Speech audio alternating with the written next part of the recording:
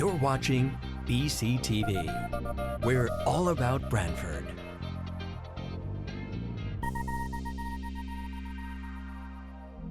You're watching BCTV, Branford Government Television, a service of Branford Community Television. This program is brought to you in part through the support of the town of Branford.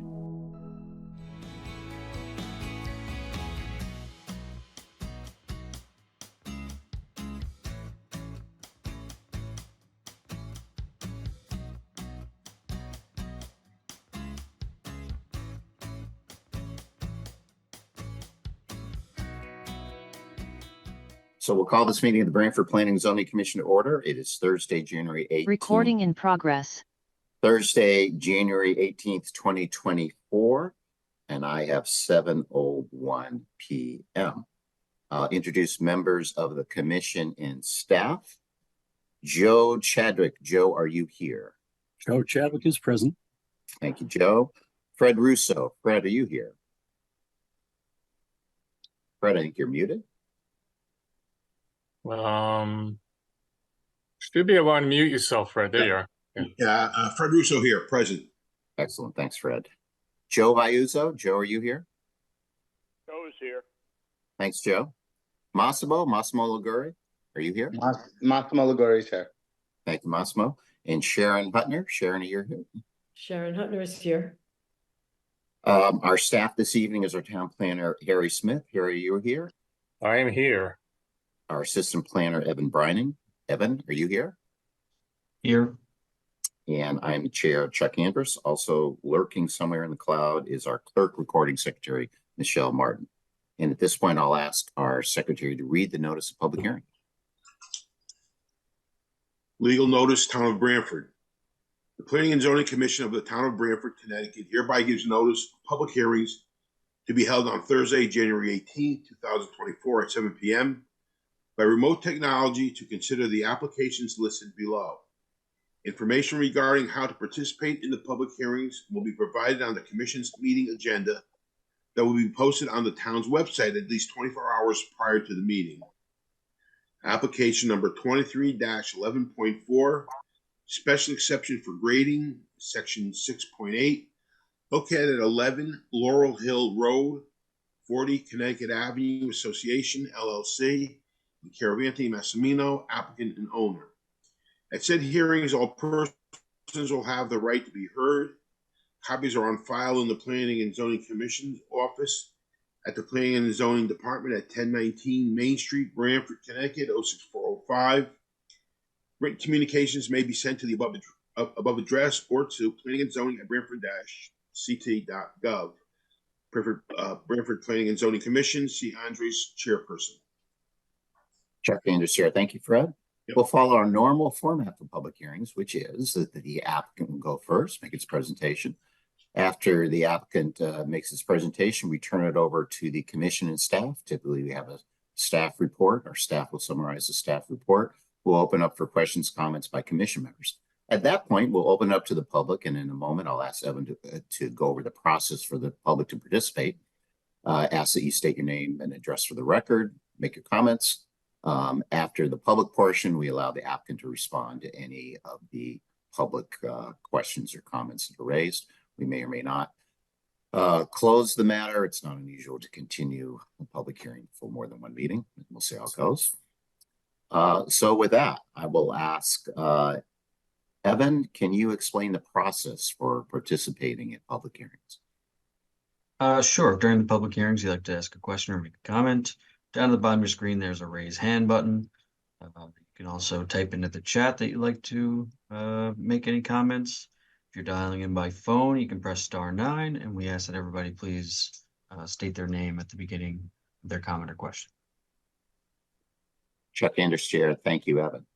With that, then we'll turn to our agenda items. The first item on our agenda, Branford Real Estate LLC, 544 and 558 West Main Street. That's a special exception for a used car sale dealership. Understand that's a misprint. Actually, we had opened that at our last hearing and continued it to the February 1st meeting, not this meeting. Is that correct, Harry? Harry, from the town planner, that is correct. The agenda date is an error. Okay, so if you're here on that one, that is not going forward this evening. Again, that's the used car proposal at 548, 44, and 558 West Main Street. We're going to hear that at our next meeting, which will be February 1st, I believe, at also a Zoom meeting at 7 p.m. So with that, then we'll move on to the second item, which is 40 Connecticut Avenue Associates LLC, 11 Laurel Hill Road. This is a special exception for grading, section 6.8 for a single family dwelling. Is the applicant ready to proceed with that? Good evening, Jim Preddy, Criscolo Engineering here at 420 East Main Street in Branford, representing 40 Connecticut Avenue LLC. The project is 11 Laurel Hill Road. This was a lot in a 3-lot subdivision that this commission approved back in, I believe, 2010.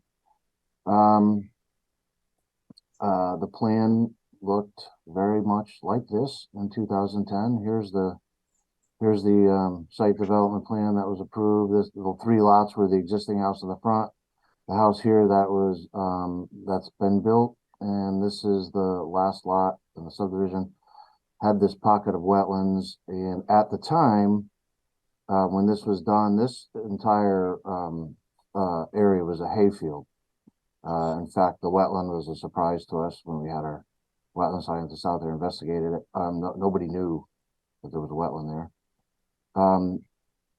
With some more mature trees along the edge of the road, not overly large trees though, because the power lines are on the side of the road, and then some, along the property line in the back. We did go back to, part of the process is we had to go back to wetlands because of this pocket. Basically, this is the only location that we could build the house per their recommendations. We did go back with the new plan. The house is a different shape, but a side load garage instead of a front load garage, which is kind of the norm now. In the intervening time, the scrub and various things that have grown up in the area in between have kind of again grown up because the haying had stopped, and what had filled in around this wetland area, we've had wetland scientists out there and the wetland enforcement officer out there, and they've decided that they would rather us leave it alone because it had filled in with native species that develop in wetlands when it's left alone. And Matt Davison from Davison Environmental said we couldn't possibly plant it better than nature had it already. So we are placing posts with the markers, the wetland markers around this area, and this area is to be left alone in here. But this is this 100, we're within 100 feet of this wetland, which is why we're here for that 6.8 section. Again, typical single family house, side load garage. This was the stormwater storage area that was what was approved back in 2010. That has not changed. Construction entrance, topsoil stockpile, silt fence. This all has city water, sewer. There was Evan had asked me about mature, significant trees. Again, this was a hay field for a number of years. In fact, I gotta stop this.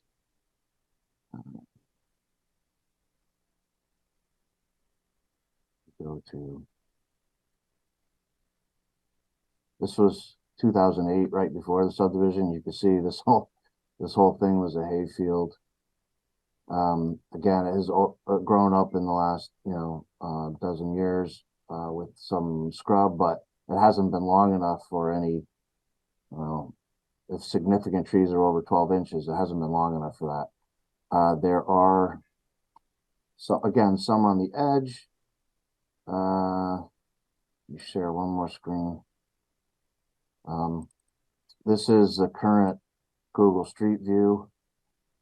This is the telephone pole and the catch basin that's at the corner of the property. So the driveway will be going in more or less right here. As you can see, that there's a tree there, but these are all much smaller.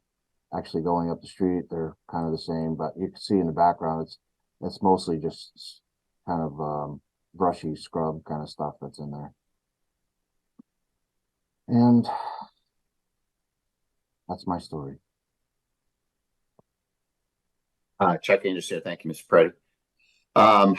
Evan, I think you did the staff report on this. Do you want to summarize that for us?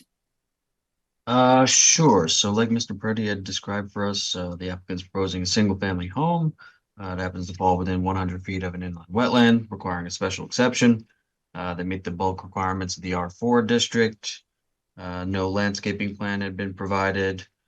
They meet the off-street parking requirements. No lighting plan had been provided. However, a condition has been added that would require compliance with section 6.7. The earth slopes depicted meet our 3-to-1 ratio. The applicant received approval from the Inland Wetland Commission on November 9th. And based on the application materials, the applicant satisfies the special exception criteria. Staff recommends one finding, that the commission finds that the use of the property is consistent with the special exception criteria. Our conditions are: prior to start of construction, erosion control measures shall be installed to the satisfaction of the zoning enforcement officer, and any necessary measures to control any dust or movement of earth on site shall be implemented if deemed necessary by the zoning enforcement officer. Prior to the issuance of a certificate of occupancy, final as-built shall be provided. Any lighting shall be compliant with section 6.7, and all conditions of previous approval shall remain in full force and effect as they may apply. Chuck Anderson, thank you, Evan. Any questions or comments from commission members before we open it up to the public? Sharon? Sharon, you're muted. I'm meeting Sharon Hutner here. I'm just curious as to why there's no landscaping plan. Jim Preddy again, because it's a single family home, and generally speaking, we have never provided a landscaping plan for a single family home. Okay. Well, I appreciate you checking about the significant trees on the property, so thank you for evaluating that. You're welcome. Thank you, Sharon. Any other questions or comments from anyone before we open up to the public? Hearing none, then let's open up to the public. Evan, why don't you again just remind us how the public can participate if they'd like to? Sure. Down at the bottom of your screen, there's a raise hand button. You can also type into the chat that you'd like to participate, and I will unmute you. Great. Chuck Anderson, Chair. Does any member of the public wish to comment? Looks like we do have one person that would like to participate. Okay, go ahead. Joseph. Hello, my name is Joseph Esposito. I live at 19 Laurel Hill Road, where they want to put their driveway in. That's where all the water drains from the wetlands. It comes down there. Someone put surge stone going to the catch basin, and that's where most of the water runs down. The rest of it runs into my yard and down my front lawn. Are they going to do something about that to reroute the water or try and clean it up, because it's a mud hole up there right now? Thank you, Mr. Esposito. We'll check with Mr. Preddy to address that. Mr. Preddy, do you want to comment on the drainage flow of the driveway near the adjacent property? Yes. So that was observed. Can you just speak a little louder? I can't really hear you. Yes, so Jim Preddy again. So that was observed back when the subdivision happened, which is why this little detention area here was designed the way it was, because we know that the wetland flows this direction. So this is a little storage area with, it will have an overflow pipe that will connect directly to this catch basin. This was something that was worked out with the town engineer at the time and re-examined by the town engineer that's current now. So the connection to the catch basin has been reviewed by the engineering office, and will be installed when this gets constructed. And that's gonna help relieve the water from the retention pond? Yeah, well, yeah, so this wetland, as you say, drains this direction and comes over the stone that's here and runs into that catch basin now.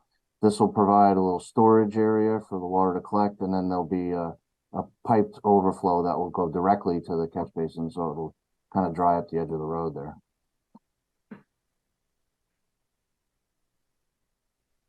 So Thank then you, it's- Ms. oh, sorry. Further questions? Just a comment. So then the rest of the property will just be wetland where it's circled, and the rest of the property will just remain trees, or it's up to the homeowner to do what they want? We did, the trees along the property lines will stay. Those were the mature trees that were there back when this was subdivided. And the new growth stuff will be, removed to install the driveway in the house and provide somewhat of a yard, but the plan is to leave some of it, on the fringes to leave some privacy as well. Okay, sounds, I'm sure you walked that one, after a rainstorm or anything, I would imagine. Oh, so Jim Preddy again. So as part of the wetland approval, we actually went out and I had my surveyors go out and set stakes where some of the wetland flags were.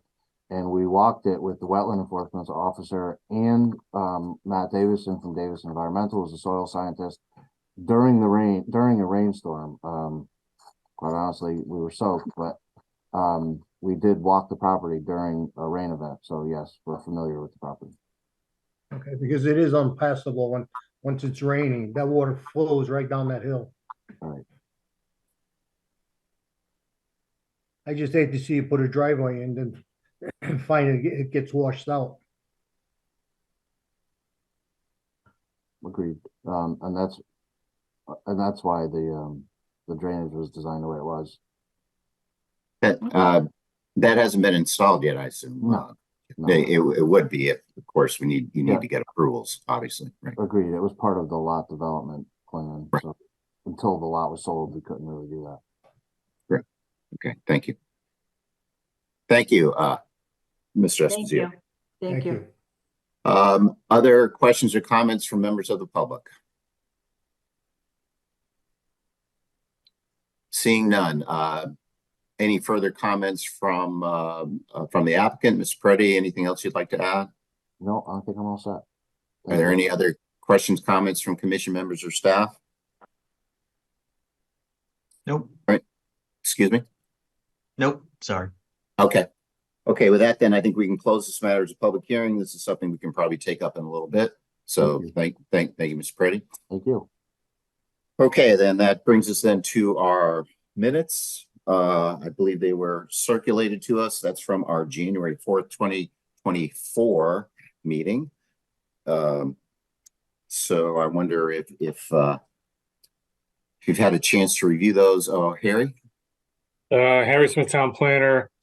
I just had a couple of, well, some of them are really, close to typos. On page 2 in the bottom, and I think, Chuck, this was a description of your comments about the proposed development at 250 North Main Street, where it says, C. Andres likes the idea that the DEV, and I think that was developer, so we should replace DEV with developer, has a reputation. And I believe the rest of the thought was of holding on to ownership of their developments, because I know they said that. Was that what you said? I believe it was. Okay. So we should probably add that in. And there's a couple extra dots after et cetera, a few statements up. And then my first name should have a capital H probably. And then I think on the last page of the minutes, this is a discussion about a site triangle and what the height should be that that's evaluated at. And I think we had talked about AASHTO, or the American Association of State and something. They have a standard, which I believe was 3.5 feet. And I think I made some comments, I think, before the consensus of the commission was expressed. And I think my comments was something to the effect of should use suggesting use the AASHTO standard or whatever, current AASHTO standard or whatever, however that may change in the future. Not Okay. a lesser one per se, without, AASHTO saying, yeah, that's what it should be. So, Okay. Harry, my suggestion then is why don't we revise these and we'll just yep, vote on we'll it. get it back to you. Sure. Yes. Okay. Because it was just more than one little nitpick. There was a few. Yeah. Yep. Makes sense. And you might also check the AASHTO abbreviations. They're not always consistent. Oh, and you mean the actual letters in it? Yeah, it should be Yeah. 2 A's, I believe, right? There's an H in one of them that's missing. Yeah, that's what's missing. That was, you're right. 2 of them are missing. Okay, thank you. Mr. Okay. Acronym. Yep.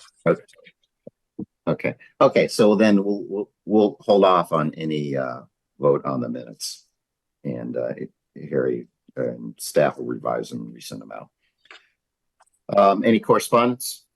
No correspondence. Okay. With that, then let's. I think we can take up our public hearing item, which is 40 Connecticut Avenue Associates, 11 Laurel Hill Road, the special exception for grading that we just heard. Evan, you want to put up the staff recommendation, the finding and the condition you recommended on this? Before you get going, could I just note that with Marcy absent, I believe Sharon voted last meeting, so I think it's Masimo's turn if everyone agrees with that. I believe that's what I remember. Correct. That's correct. Okay.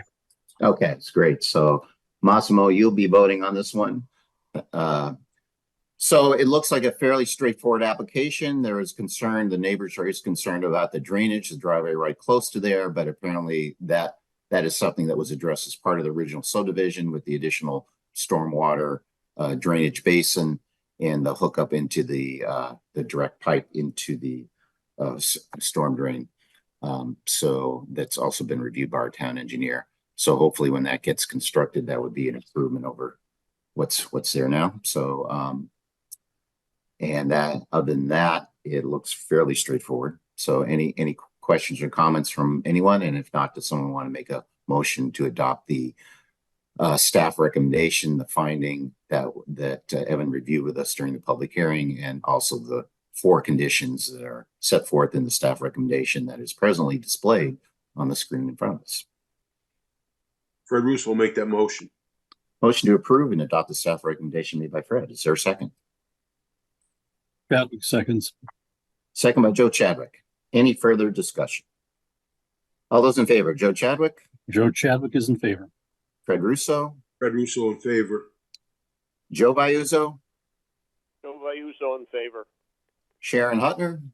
Oh, No, Massimo. Sorry, is that trick? That's a trick question, right? I'm sorry. Yeah, it's Massimo's turn, right? Correct. Yes, Massimo. Massimo's in favor. Massimo, thanks. And chair's also in favor. So that application is approved. My mistake on that. Okay, turning then to old business. I believe all of these items are scheduled for a public hearing, either have the public hearings actually scheduled or will be scheduled. And except item number 3, I appear that's on the agenda, but that one's been withdrawn. Right. So the first 2 items scheduled for public hearing at our next meeting on February 1st.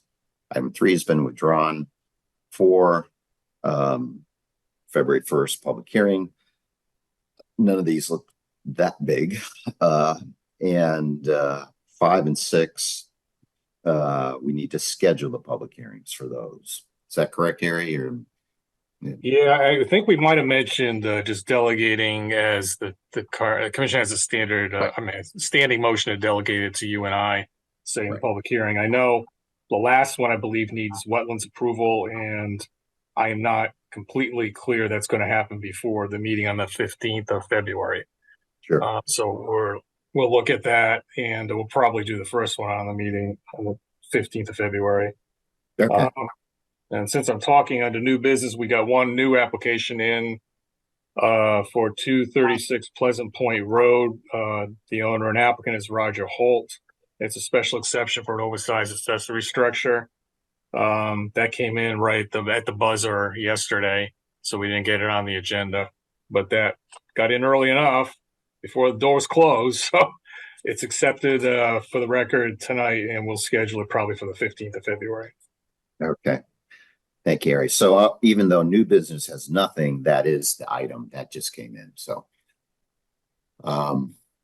I noticed that somebody is raising their hand. I mean, we don't have a public item, but maybe it's a quick question that we can answer for you. So, Mr. Melly, you got something? Got a question for us? Yes, Melfi, Tom Melfi. I just basically as a point of inquiry and how I can get either on the agenda or something. You guys can tell me and then I'll log off and leave you to your meeting.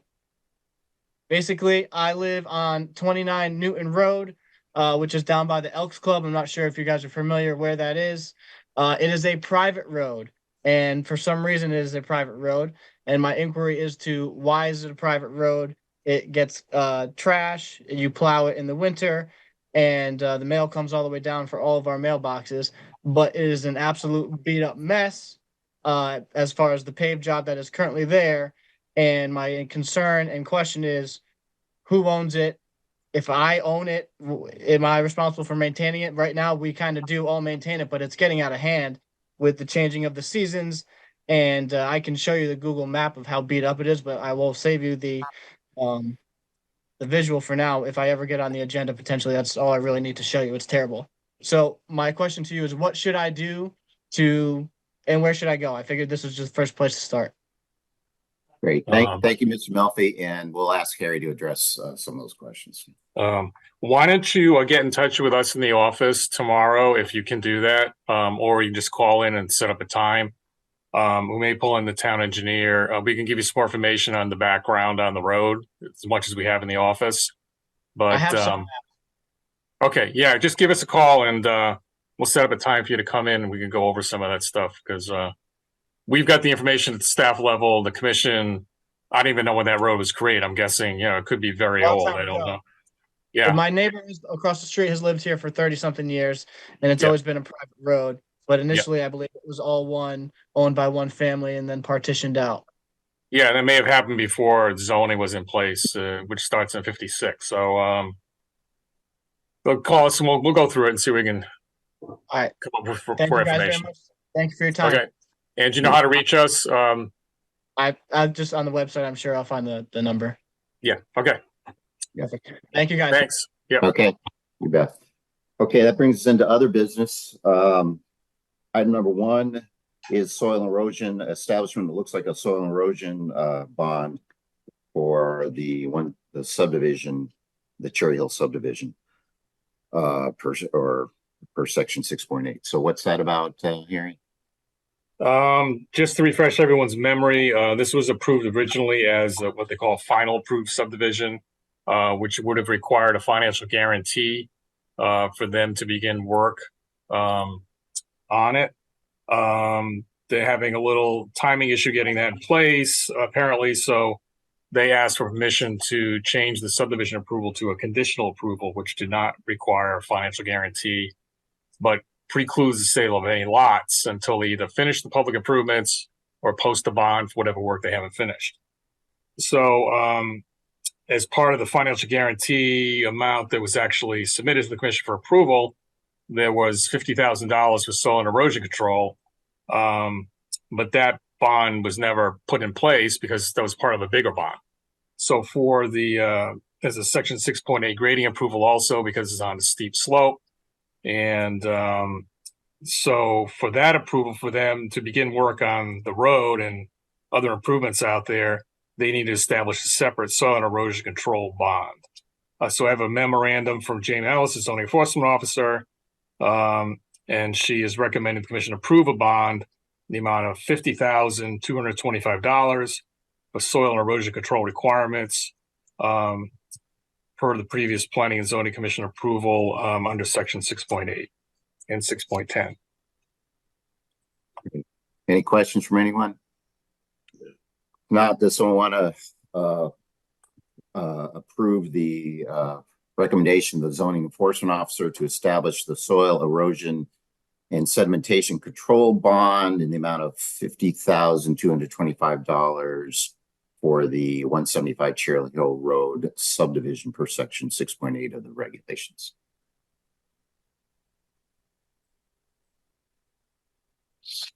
Joe Vayuso moves to approve. Okay, motion by Joe Vayuso to approve the establishment of that bond. Is there a second? Fred Russo, I'll second that. Second by Fred. Any further discussion?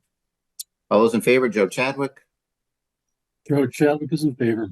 Fred Russo, Fred Russo is in favor. Joe Vayuso, Joe Vayuso in favor. Massimo, Massimo Ligori in favor. and Chair is also in favor. Next item is interpretation of section 6.13C regarding retaining walls. Harry, you reviewing that with us, or? I think Evan and I are kind of double teaming it, but let me throw up something that actually Jane Ellis put together for us, the zoning enforcement officer. Hopefully everyone can see the screen. Retaining wall interpretation. Not yet. Yeah. Oh, No, there it is. oh, there it is. Okay, took a minute to pop up. We have a section in the zoning regulations that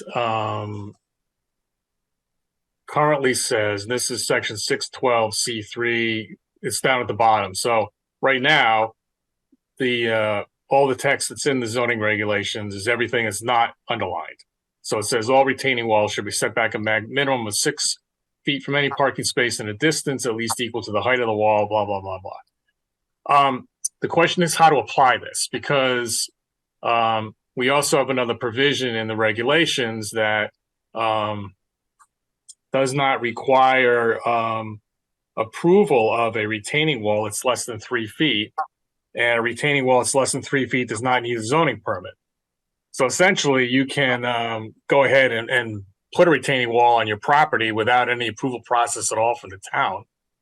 And there was an interpretation question brought to the commission back in 2015, about 3 or 4 months before I got here, by former CEO Jen Aquino, asking for a clarification of how to apply this. And at that point, the commission agreed that the requirement should be that if the wall was less than 3 feet, it really wasn't a retaining wall as was used in zoning regulations in terms of needing permits and needing a building permit under the building code. And she also recommended we add the wording in the regulations that's underlined. And for whatever reason, that never happened. Maybe it was just a shifting of staff. And I believe Costco was before the commission at that point in time, because I remember this very first thing I worked on when I got here. So at this point, we've got another situation that is a retaining wall. It could be end up being less than 3 feet. And the question is whether it needs to be set back between that and a parking space, the requirement that's down in section 612C3.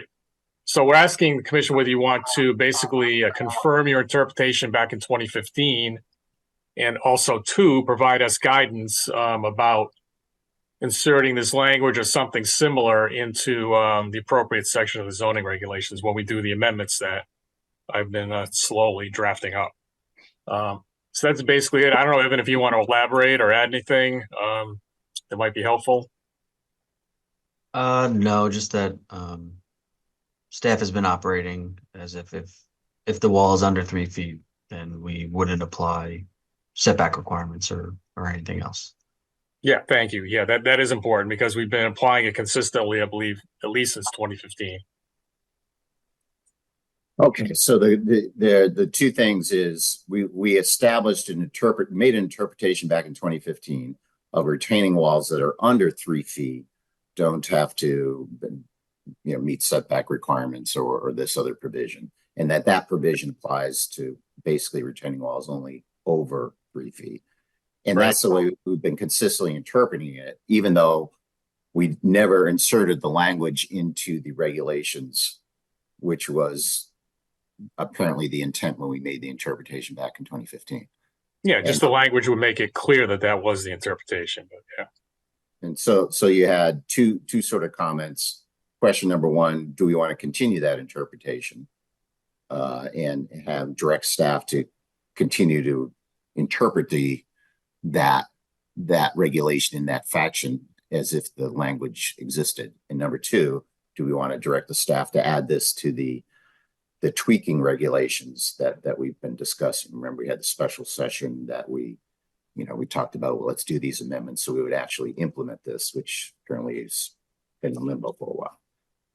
So though, is that correct, Harry? Is that my I think you're right on point with all that. Yes. Okay. So I guess, I'm in favor of both of those. If we've done it, we talked about it before, it sounds like there's some ambiguity in the regulations. That's the way we've interpreted it. That's the way it's been applied. And as far as I know, there's no public safety reason or anything else that we should change our interpretation. And, for consistency's sake, why don't we just go ahead and continue that but also make it official? So those are my thoughts. Let's go around. Any others? Joe Chadwick, what do you think?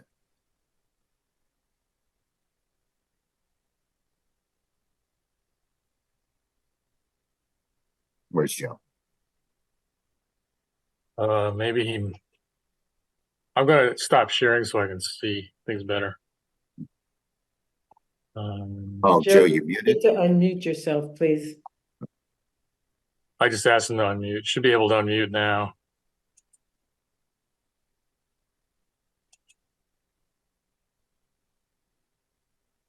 Well, why don't we keep going, since I think he's trying to. Yeah. Fred? There he is. My only question would be, I guess, to Harry and Evan is, in your capacity in the planning and zoning office, have you seen any abuse of retaining walls less than 3 feet? Really becoming a problem? I agree with our chairman that we should clarify it. It makes more sense. There's no reason to interpret something when we can put it in writing, and it is what it is, regardless of who sees the regulation. But I was just curious. Was Harry and Evan, either or both? Have you guys witnessed any abuse of that regulation because it was only being interpreted without being truly defined? I'm not aware of any. I've been here 9 years since almost the thing was, the interpretation was done. I'm not aware of any circumstance like that. I don't know, Evan, if you know of anything that's come up recently.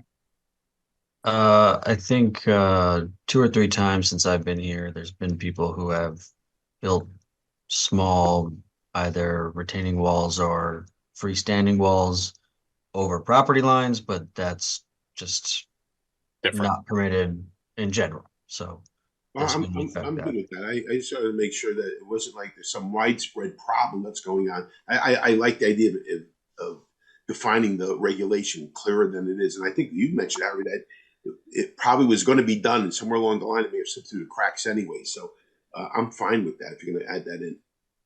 Okay. Thanks, Fred. Joe Chadwick, any thoughts?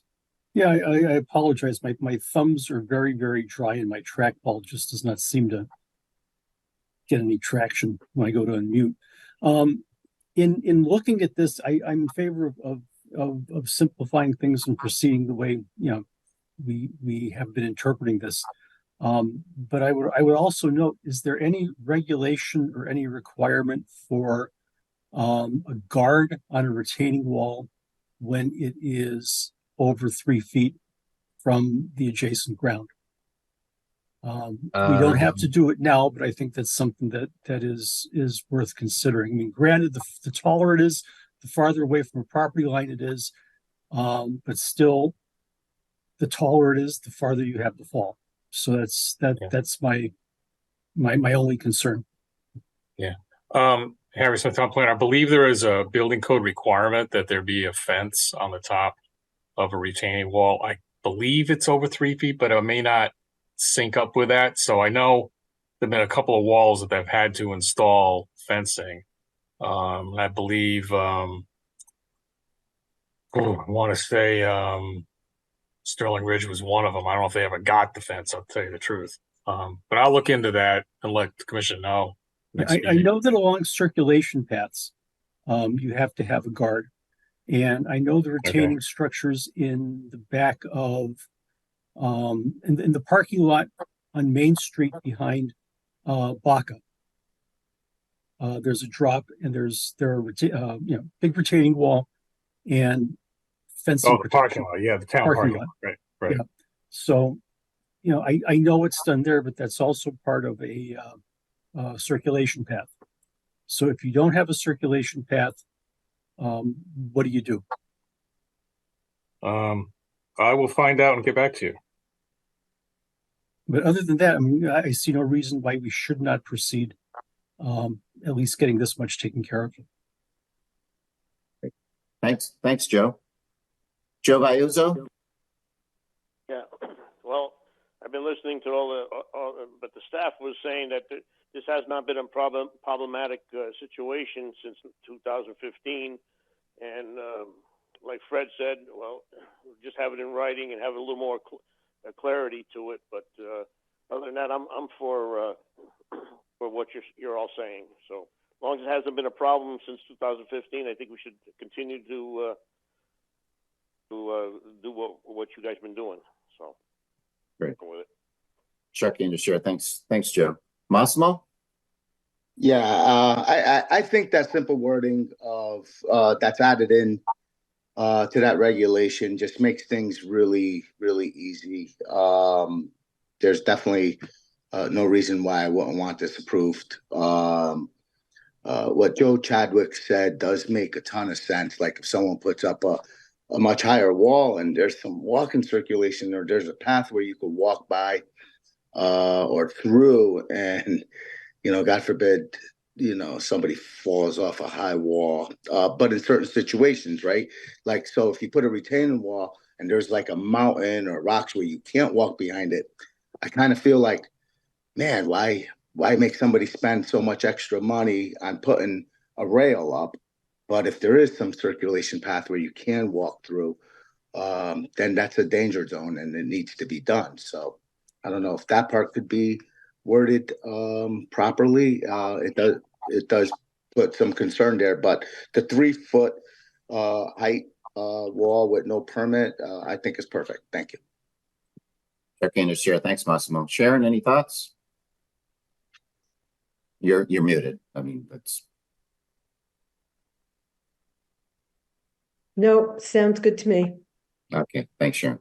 Okay, so Harry, I think there's a consensus. You both, number one, yes, continue the interpretation that we've had since 2015, and number two, yeah, we should make that, include that as in the list of amendments that we should do. And then we heard the additional point that Joe Chadwick raised about the height fence on taller walls, and looking at that issue and getting back to that. I think that's what I heard. So. Okay, thank you very much. Okay, great. Okay, brings us to the next item, which is planner's report. Anything to report, Planner? Other than trying to catch up a little bit, no. There are a couple of developments sort of perking in the background. I believe a wetlands application was submitted for the proposed PDD, affordable housing partial project at Regal Cinema site. So I think that'll probably be coming to you folks in a month or two. And I'll keep you posted about other developments. As hopefully I'm trying to get the zoning regulation amendments together as a package, a draft to run by the commission. I don't know if I'm going to have it for the next meeting, but I will do my best. Great. Okay, well, thanks, Harry. Is there any other business anyone has?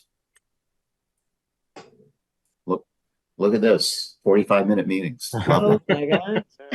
Hey, could I just mention something really quick that I think it's well worth mentioning? And I don't even know anybody who works in this department, but I do want to mention that during the snow that we had, I traveled through the roads of Branford, and I was totally impressed with the way the public works town employees plowed and prepared our roads. And I went through other towns, neighboring towns, and let me tell you, it was a big difference. So I just wanted to mention that. I really appreciate it. They did a great job. That's all great. Right. I will pass that along. Thank you. Thank you. Thanks, Massimo. Anyone else got anything? If not, then someone will make a motion to adjourn. Fred Russo makes that motion to adjourn. Motion to adjourn by Fred. Is there a second? Chadwick seconds. Second, Joe Chadwick. Any further You discussion? guys are fast. All those in favor of the motion to adjourn, Joe Chadwick, Joe Chadwick is in favor. Fred Russo, Ed Bruce is in favor. Joe Vayuzo, Joe Vayuso in favor. Massimo, Massimo's in favor. and Chair is also in favor. So we are adjourned. Thank you, everyone. This program was brought to you in part through the support of the Town of Branford. Watch town meetings and other videos on demand at BranfordTV.org.